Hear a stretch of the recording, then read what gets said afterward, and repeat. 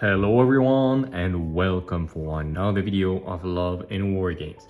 In this video we are covering July's releases for Dystopian Wars, and this is going to be the Legends of the Crown for the Crown and Markov's Prometheus for the Commonwealth. So we will first, in the first part of the video, make a little unboxing and looking at the resin, the sprues and everything. And in the second, longer half of the video, we are going to take a look at how to play each of these ships, especially since there's been quite some updates since the last time we talked about them. There are new things, new rules to know, some rules that have been a little bit changed, and usually, like for the Crown, it's for the better. So let's have a look at this in the second half, but first we are going to do the opening of the box. Okay, so the first thing to note is that there are middle-sized boxes. So in this one we should have, they're supposed to be full resin apparently. So the Tilloch Galt for the Crown, which is a Dreadnought Mass 4, absolutely massive. It's a different Gloriana but with the Canadian style, amazing. The Nautilus, which has been long awaited. Unfortunately I don't have my Crown forces anymore because Lucky Guy gained everything with the previous game. By the way, give us a comment if you want to win either Massive Union or Covenant Force. And we should have maybe some resin escorts, which I'm absolutely for. So let's have a look what you get inside, and indeed it is full resin. So the usual little paper to say like Armored Clash is coming. It's coming but not so soon. Like as I record this video, like we already know that it's not going to be in August, so hopefully September if it's not delayed more. Okay, we start with the Tilloch Galt, and okay, it's really good. Oh, there's a little bit of flash here, but as you can see, just with hand you clean it. Yeah, okay, it looks amazing, like with all the little shield generators there. For those that don't know, a little teaser for the rules part that you can access right now if you want, if you don't like the unboxing part. This is like a shield generator, like a shield generator ship, and yeah, basically it boosts your Crown Guardian pool by a lot, and you can double it, so it's 8 and you can boost it to 16, and you can even have a few tricks that we'll probably talk about if you want to boost this even more. But yeah, this thing is extremely detailed. I love this heavily armored front, but do note that he has a vulnerable stern as a compensation, so it really wants to be facing the opponent. You've got this little bit right here for the bridge of the ship. Well, obviously the Tilloch Galt. Is it pronounced like this? If someone knows how to pronounce it, we say Tilloch Galt. Maybe it's Tilloch Galt, let us know. And yeah, okay, so it's gonna look great, like no question there. And you've got 4 majestic gun batteries. No, it's actually heavy gun batteries because you have 4 slots, and it was recently updated. Now you have 4 heavy gun batteries on the Tilloch Galt, which is really good. And you have those in resin, of course. Then you have 5 escorts in resin. Very happy with this because, oh my god, they're so cute in resin actually. And yeah, I'm very happy with this because like you can put 5 escorts on the Tilloch Galt and you get them in the box directly. So very happy with those. The Crown escorts are very cute. Well, every single escort is cute, let's be honest. And you get 5 of those, okay. And the Nautilus itself, which feels like a heavier Morgana, but that's because he is in resin, with of course the like a ceiling saw like here that you will put right there. And you also have this that goes here, I'm guessing. Yes, it's the bridge that goes there. So yeah, it's basically a cooler Morgana. It's a little bit thicker. You can see there is a lot more details here, these little balls that were not there before. Oh, there is even some engraving there. So yeah, if you have a fleet of Nautilus, the Nautilus plus some additional Morganas and Orcas and stuff, this is definitely gonna look like a great flagship. We gotta say it again later on, but this is a mercenary ship, and you can put some mercenary Englishmen as well. So yeah, that's gonna be very good. I will say this now, but I'm a bit surprised that this is very good. Like, it's a mercenary ship, everybody wants it, but they also put it with a pure Crown ship. I mean, it's fine. I think this is mostly a box for Crown players because you absolutely want this and you absolutely want this, so no question there, and you have some additional escorts. But if you only want the Nautilus, but then you have to pay. Well, it's not a very expensive box, but if you pay the whole box just for the Nautilus, then yeah, it's out of price, like absolutely not. So I'm like, if you have a friend that plays Crown, offer them a Tilloch Galt and you keep the Nautilus. Even if they already have this box, they would be very happy to have two, because the Glorianas are amazing ships. And this is actually a cooler version of the Morgana, like the Gloriana. It looks so good. So you might have a chance there. Otherwise, if you just want the Nautilus, well, I mean, maybe you want to support the game and you get this, but otherwise you might as well get some cheap second-hand Morganas, because Crown player have tons of them. I mean, I absolutely love this. Like, it looks much better than a Morgana. But am I gonna buy this on top just to have a little bit better Morgana? I don't know, but great word on the Nautilus though. And now every faction I've seen on the Discord starting to say like, yeah, I want my own version of my named ships, etc, etc. Talking about Discord, we have a Discord now for Love and Wargames, so don't hesitate to come, connect and say hi. The second box that we will cover is literally the first single ship box that we've ever seen. No, we have seen the Zeppelin box for the Imperium, so I was about to say a lie, but no.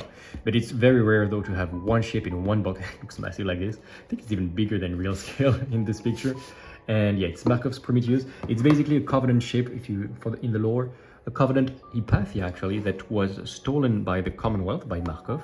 And it was the whole starter set, Hunt for the Prometheus, was about this ship being stolen.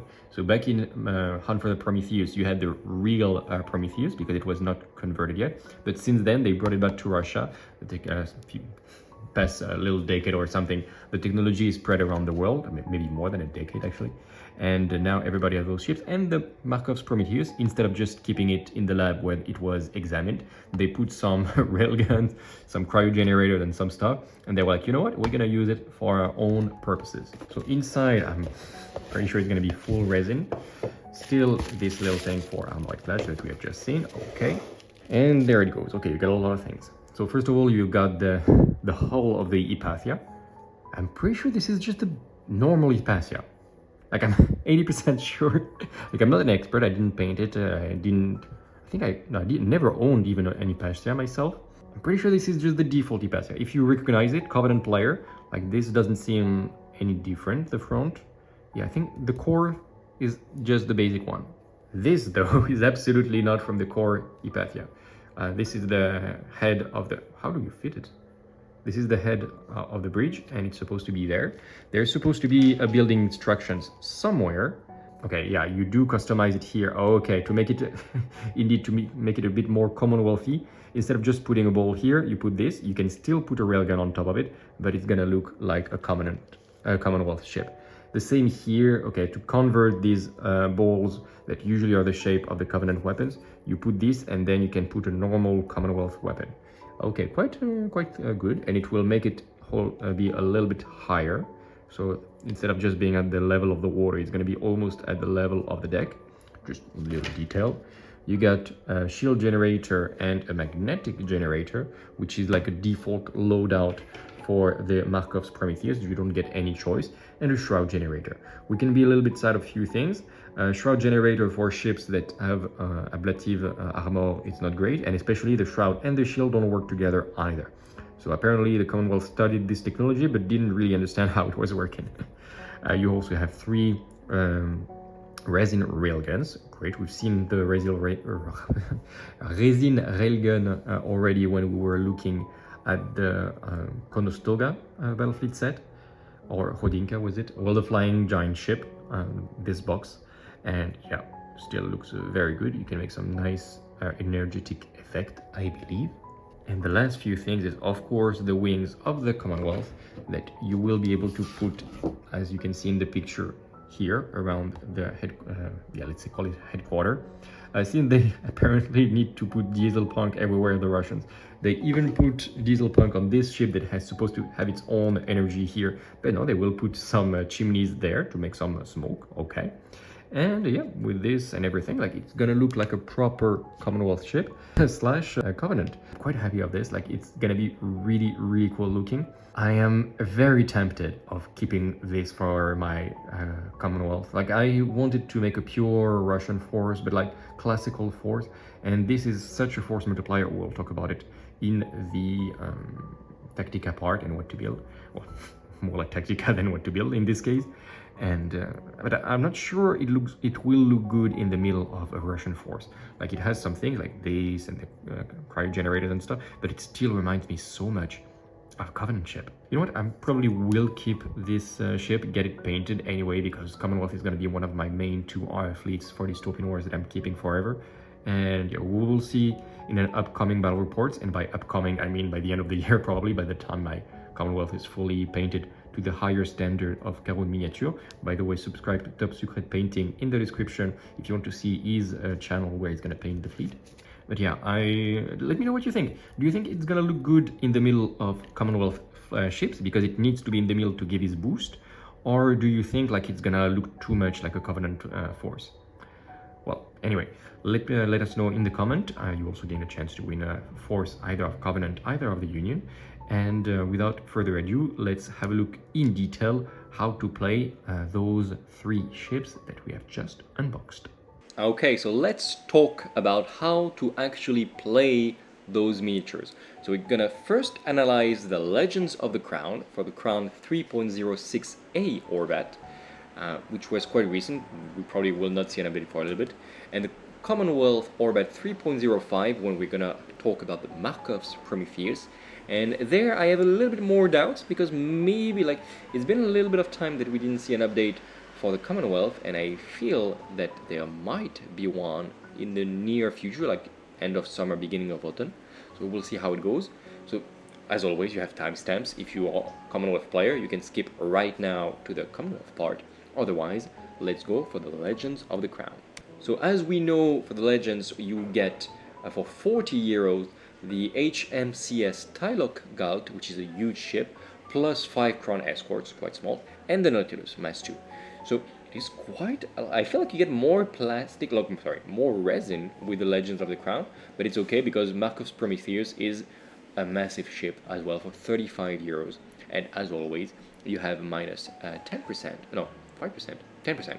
If you go on my place, you can use the link in the description, and when you're going to be at your cart, you can always select Love and Wargames if you would like, and then we get like 2% back for the channel to buy more miniatures and stuff. So thank you if you do that.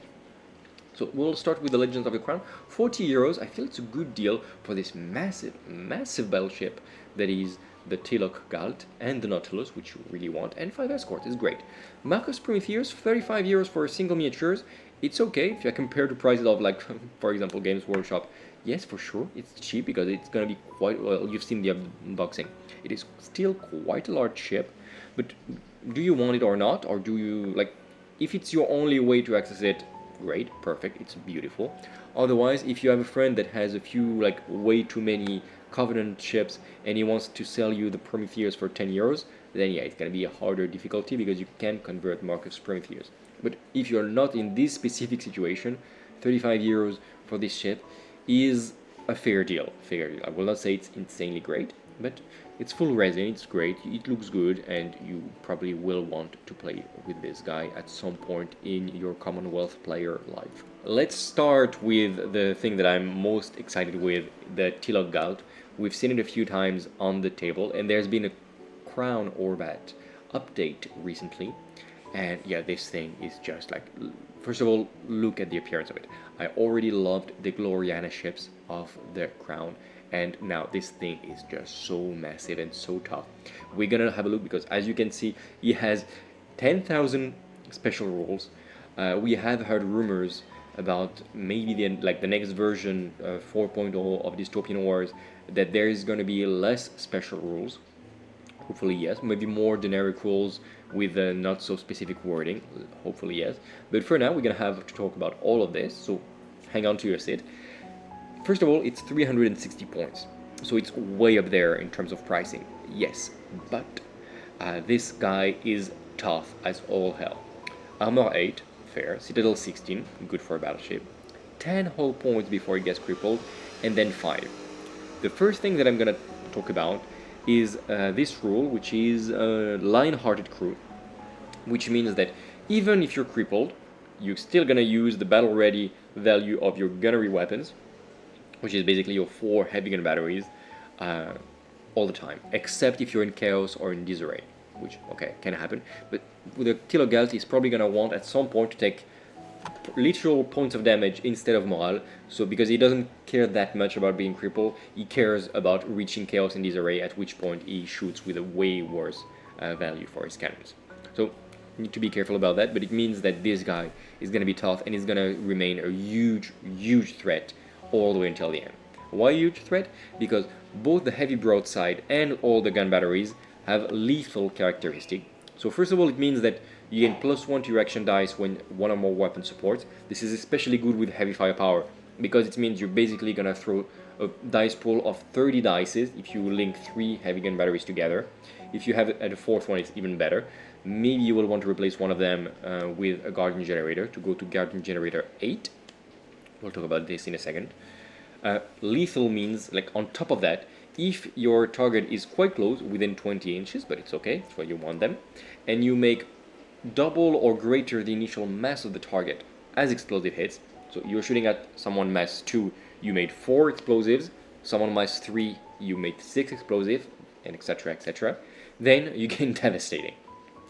This is like, the name lethal is a joke on the name of the CD, Leaf, but it is well deserved, because then it's gonna be incredibly powerful. You also gain lethal if you make crossing the T, which means that crossing the T might not be the best, but if you arrive in this situation, you don't lose lethal with this guy, with the heavy broadside and all the gun batteries. So it's fair, like, both can work. But it means that this guy is gonna be lethal all the way until the very last hull point, because of lion-hearted crew. Also mean you are better in defending against assaults. And it means that when you're gonna shoot, there is a chance that you will spike very hard with all your dices and lethal and getting devastating. Incredibly powerful ship. Just with that it's already a good ship. But it's not the end. Because this guy, as we've said, it has Guardian Generator 6. If you replace one of the rear heavy gun battery, you go to Guardian Generator 8. And then you have Guardian Surge, which means that you need to play a powerful card, at least value of 40. Quite rare, including Valorous Conduct, and then I will spoil now, but if you bring the Nautilus that is in the same box, you gain Valorous Conduct. So once per turn you can say this card is value 40 plus, easily, like 50 actually. And that is great because it combos well with the Tilloch Galt, which wants to make the Guardian Surge. And then you double the points of Guardians that you generate, so 6 becomes 12, 8 becomes 16. Knowing that you want 3 weapons for heavy firepower with lethal, it's not a big deal to remove one of the heavy gun batteries to gain Guardian Surge, especially if you play the Tilloch Galt with the Nautilus to gain turn after turn after turn Valorous Conduct to activate Guardian Surge. Great combo. We said this guy was tough. You thought it wasn't? Not at all.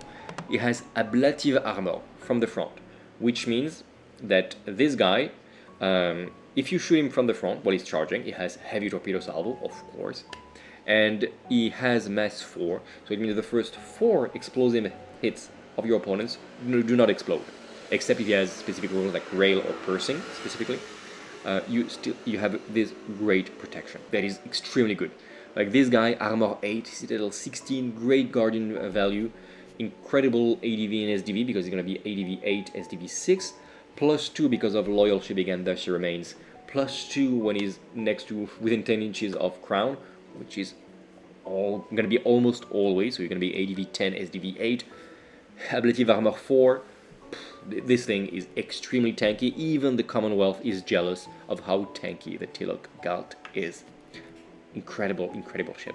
It's not the end. It has also Snowbird Bar Cap, which is basically when you activate this guy, you can deploy for free, just always do that, for free, 2 SRS tokens that are going to be in base contact with the Tilloch Galt. You cannot use them to attack, but other than that, they're always going to be used as a normal SRS token. So it's kind of like his own aircraft carrier in the way. He has some long-range patrol that are going to be helpful to boost the ADV or SDV if needed, or to intercept enemy fighters or bombers and everything. So he has his own incorporated free aerial escort. If the enemy has a lot of torpedoes activated early in the turn so you can intercept them. If your enemy has many aircraft carriers, you don't really care because it's at the end of the turn, so of course you're going to make this special operation, except if you're really crippled and in a bad state, at the black level of disorder. But apart from that, you will always have your extra 2 squadrons of fighters defending you on top of everything. So that's gonna be great. It's just gonna be great. It's gonna be, if you use it against intercepting, like for intercepting, it's gonna be plus 6 dices. Great. You're gonna be ADV 8, probably ADV 10 because of loyal ship again, thus you remain. Then it's gonna boost you to ADV 16, and since you're probably gonna take the extra 5 escorts that come in the box and that you can bring with your Tilloch Galt, is gonna bring you to ADV 21. Your enemy might think twice before sending aircraft your way, because ADV 21, you're gonna do quite a lot of damage and you can spike very hard, especially if you have a card to count explosives as double counter. Then this thing is basically a wall of anti-aircraft fire that will intercept all but the most determined of aerial attacks from your opponents. And on top of that is Armor 8, Citadel 16, all the things we've already talked about. There was a lot of rules, it is a lot of points, because you're gonna be, if you put all the escorts, which I would 100% put all the times, because it's gonna give you plus 5 dices on your heavy broadside at point blank, which is insane, plus 5 dices of defense. Always take maximum escorts. So it's gonna be, this guy, 385 points, that's a lot, I agree, that's a lot of points, but damn, isn't it worth it? This thing, don't play it insanely offensive because it's not invincible. If your enemy really wants to send a lot of torpedoes and a lot of weapons that are against him, good against him, he's gonna sink. But if you play it at the spearhead of your force, but quite conservatively, staying at 20 inches to maximize the damage, but not charging headlong like a berserk, he's gonna stay alive for a long time. He's gonna boost your guardian points a lot. It's gonna be very difficult to deal with, and 3 heavy gun batteries with lethal and heavy firepower is gonna put the hurt on your opponent every single turn. Overall, yes, it's a lot of points. Be very careful where you deploy him because he's quite slow. Speed 4, turn 4, mass 4, okay. It's not teleporting around the table anytime soon, but when it's gonna be somewhere, it's gonna stay there. Last but not least, with 5 escorts, it's gonna be Fray 19. So it's also really, really good in defense, in offense, in boarding actions, because with Lion-Hearted Crew, you may reroll blank results if the initial target of the assault, oh no, sorry, my bad, you don't gain the bonus in attack, but still, Fray 19, you can threaten basically any ship except largest battleship in a boarding action, on top of everything else. Great ship, I love the Tilloch Galt, it just needed a model. It got a new model and even some boosts with lethal, and yeah, probably one of the strongest flagship of the crown, bar none. And then we go with a ship that is close to our heart because he's a mercenary, everybody can take him, is the Nautilus. So the Nautilus is interesting. The first thing that I will say, and I will probably say it again in the conclusion, is that I'm sad that the Nautilus is in the same box as the Tilloch Galt. I understand why it's made. 40 euros for both ships and the escorts is a great deal, but it means that if you're a crown player, you want only the Nautilus, you have to buy some crown ships on the side. It was already the case, even if you wanted some Morganas, for example, you always had to buy some other crown ships to get one Morgana. Now it's a better deal, especially since the Tilloch Galt is great. You can proxy him as a Gloriana, so you can sell the Tilloch Galt very easily to other crown players, because you proxy a Tilloch Galt as a Gloriana, it's gonna look amazing, or as an Adventurer Grenadier. So better for even for mercenaries, because the Tilloch Galt is easier to resell. Now about the Nautilus, what does it bring? He made a little bit of yo-yo, like it used to be very weak, like basically a Morgana with extra rules, and now it's just a beast in its own right. 140 points, the Nautilus. It cannot lead anymore its own fleet of crown submarines, which is fine, okay, changes a little bit how he plays. The first thing that I'm gonna say is he costs 140 points, and there are 3 rules that are very good. First of all, he brings Devil's Own Luck. Devil's Own Luck is here. It means that once per round, you may cancel a valor effect no matter the points. He plays a card of valor 50, you only have a card valor 1, doesn't matter, we don't look at the points, you throw the card, you burn it with the Devil's Own Luck, attack cancelled, like the valor effect is cancelled.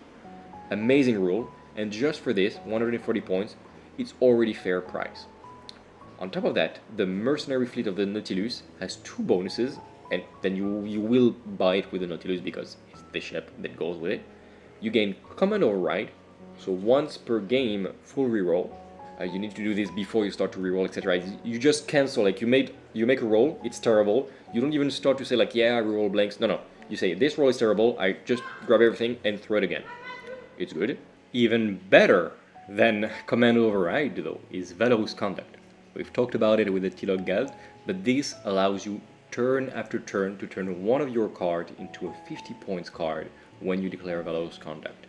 Between Devil's Own Luck and Valorous Conduct, this gives you such an advantage on the card game for Dystopian Wars, for all of your games, just with the Nautilus. Just for this simple reason alone. Free Valorous Conduct and free 140 points. Free Devil's Own Luck, already great.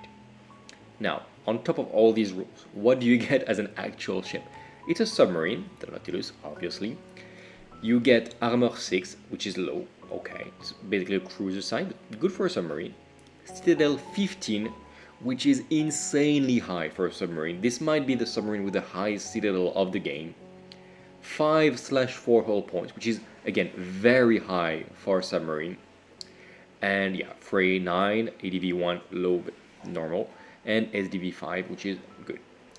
Speed 8, mass 2, turn 5, quite mobile, and there are a few things that make it very interesting as a boosted up Morgana. First of all, it has a heavy torpedo salvo to the front and to the rear. You might be like, but it's not so great, like a torpedo to the rear. It has two rules. First of all, it has deceptive deployment, which is the old Shadow Hunter. I will not even comment it because you have even better in the form of Silent Stalker, which you will use probably 100% of the time. And this means that at the same time as the Vanguard deployments, which is later even than the Shadow Hunter / deceptive deployments, you can deploy anywhere on the table, 20 inches from the enemy deployment zone, anywhere. So you can be right next, if your enemy has Vanguard, you can deploy right next to them if you want. Quite hostile, and I wouldn't do it with the Nautilus because you want him for the special rules, but possible. And also, the first turn of the turn 1, after you use Silent Stalker, you gain homing with your torpedoes. So homing, and if you have a Trident generator around, it can make a very, very reliable torpedo salvo to the front, or to the rear as well, if you manage to do that. That starts to be like already quite oppressive, but it's not the end at all. You have also a great melee attack, like ramming attack.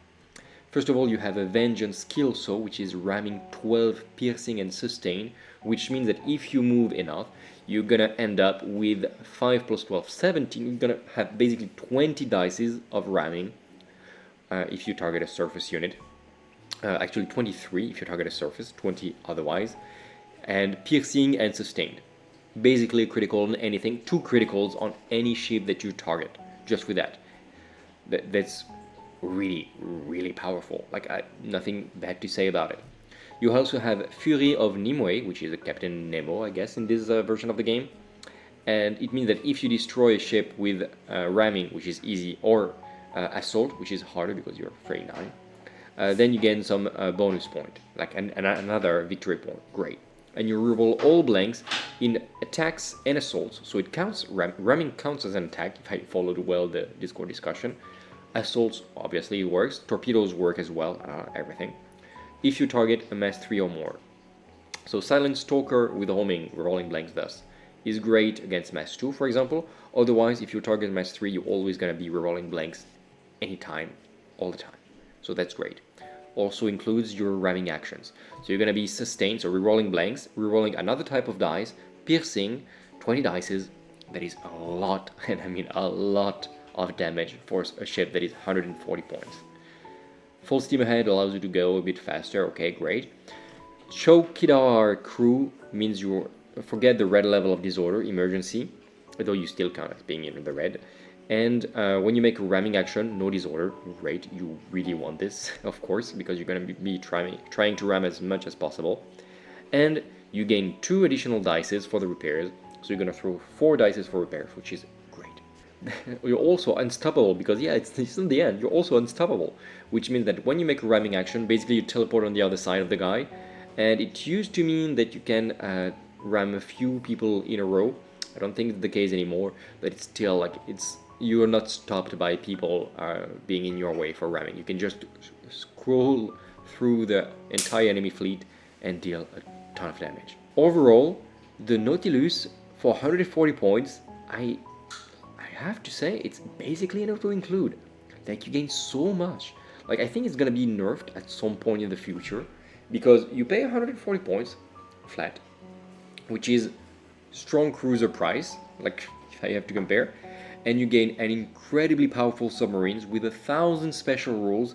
You gain Common Override, Valorous Conduct, Devil's Own Luck, and a very, very strong ship that even without all the extra rules of Valorous Conduct and stuff, if you just had this submarine for 140 points, it would be a good deal already. So the Nautilus, the only thing against him is that you can only take one per fleet. Otherwise, it would be spammed for sure. I mean, it's a glorious model, and I love the Nautilus. Like, I mean, it's from one of my favorite novels of all time. So of course I'm very happy the Nautilus is strong. But is it too strong? Maybe. Like, don't expect him to stay at this level of power for this price for long. But even if he goes at 160, 180, it's still gonna be great. I would say even at 200 points, I would still consider taking him. Because Valorous Conduct and Devil's Own Luck on a ship that is tough, teleports around, has unstoppable strategic withdrawal, great torpedoes, and deep dive if in case your enemy starts to be too offensive, this thing is incredible value. It brings you so much for so little points. I would bring him 100% of the time if you go to a tournament, for sure. And yeah, like, I mean, this is the thing about this box, is like every single player will want it, because everyone wants the Nautilus, except you get the Tilloch Galt with it. If you're a Crown player, it's Christmas. You have all the best ships of your fleet in one box, buy it for sure, all the time. If you're not a Crown player and you want the Nautilus, maybe find a friend that plays Crown, otherwise proxy the Tilloch Galt, or I don't know.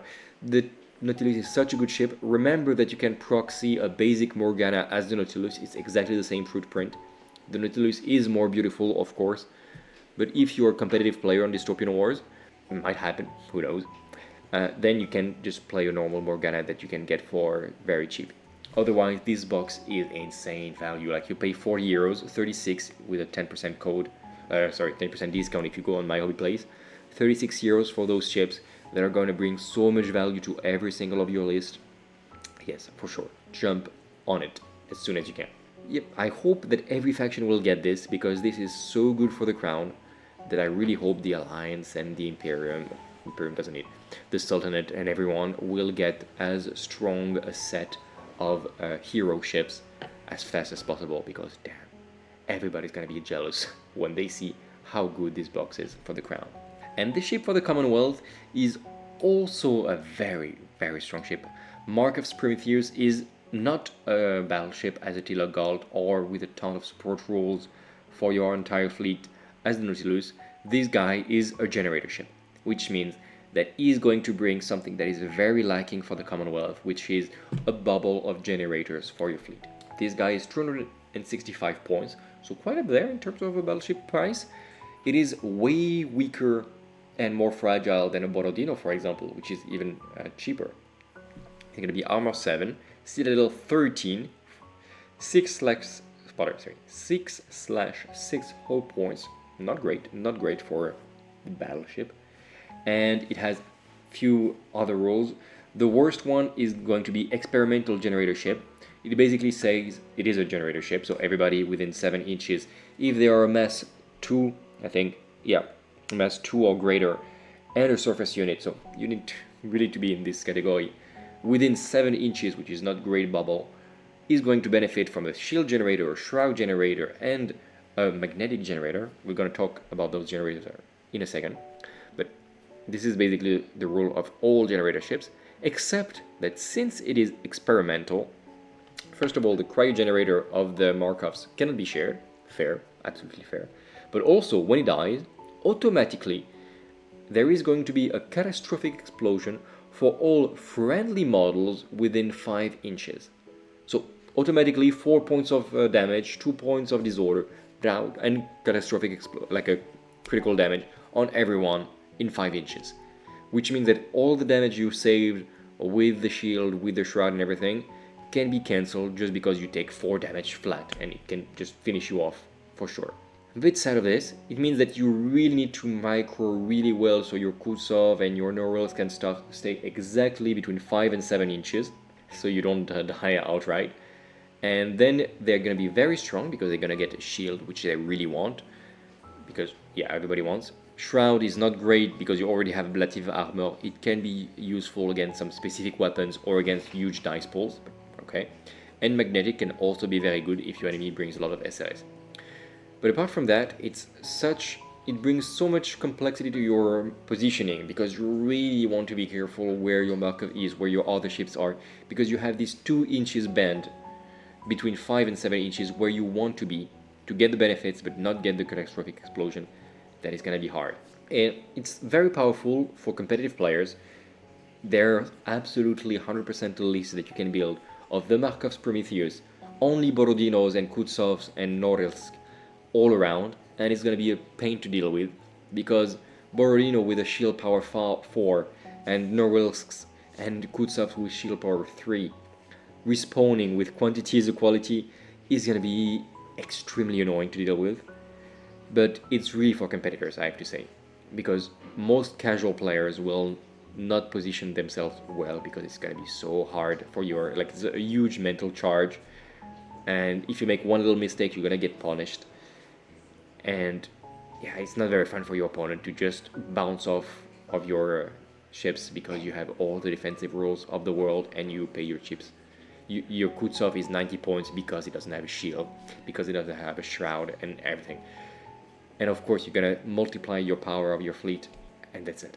I'm a little bit upset of Markov's Prometheus, because it's a big rewarding ship for competitive players, and there are a few, but it's a small community. Most people are gonna play casual, just for fun, for narrative reasons and stuff. And in any circumstance except narrative, except competitive playstyle, when you play the Markov's Prometheus, you're gonna die soon because he's fragile and your enemy will focus fire on him like you do every single time there is a generator ship on the table.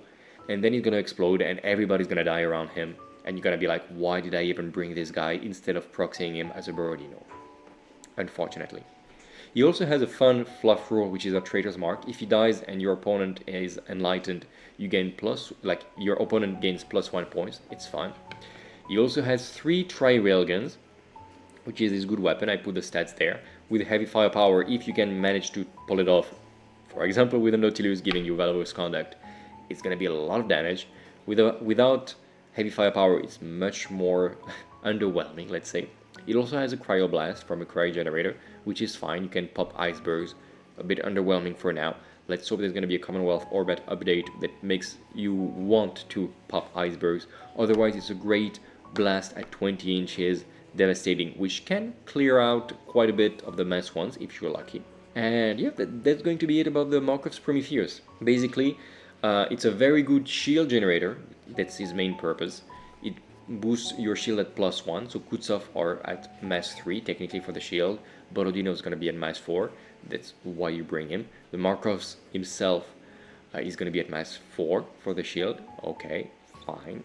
And that's basically why you bring it. But is it worth paying more than a Borodino for a ship that is weaker in terms of defensive stats, that will damage your fleet when he explodes, and that has weaker firepower in the end, like per points? I'm not sure. Just bring 2 Borodinos and that's gonna be way enough.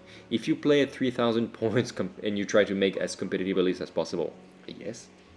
Otherwise, yeah, I'm not so sure about this guy. Do note that we are in orbit 3.05 or 6 for the Commonwealth. It might get updated in the future, and then just take a look at the new rules, because right now it's such a coin that you flip, and it's so dependent on your positioning that I cannot recommend you the Prometheus as I recommended you the Nautilus and the Tilloch Galt, which you want 100% of the time. But this guy, maybe just bring more Borodinos or other ships, because it's very, very hard to play. If you play him well, your opponent is going to be frustrated. If you don't play him very well, you're going to be frustrated. So, hey, not a very big fan of this guy. Should you buy it though? Well, 35 euros. I mean, it's a great model to have in your fleet. if you make some narrative campaign, of course you want Markov's Prometheus, which is probably the most famous ship in the entire game universe, just behind the Deathbringer and the Nautilus, or maybe in front actually, and it looks great. Is it gonna look good amongst Commonwealth fleet? I'm not sure either. I mean, they did put the little logos of the Commonwealth here and there, but it's gonna look like a Covenant ship. If you like this, sure, go for it. It brings a little bit of this Skaven-like gameplay of the Covenant to the Commonwealth, and it can be fun. I mean, it can be fun to have him explode. If you don't care if you win or lose, it's always gonna be fun, either when he boosts your defenses and your enemy bounces off, or when he dies and everybody dies around him. The thing that makes me even a bit sad is that only friendly ships take damage of the catastrophic explosion within 5 inches. If it were all the ships, including enemies, you could just throw this guy straight at the enemy.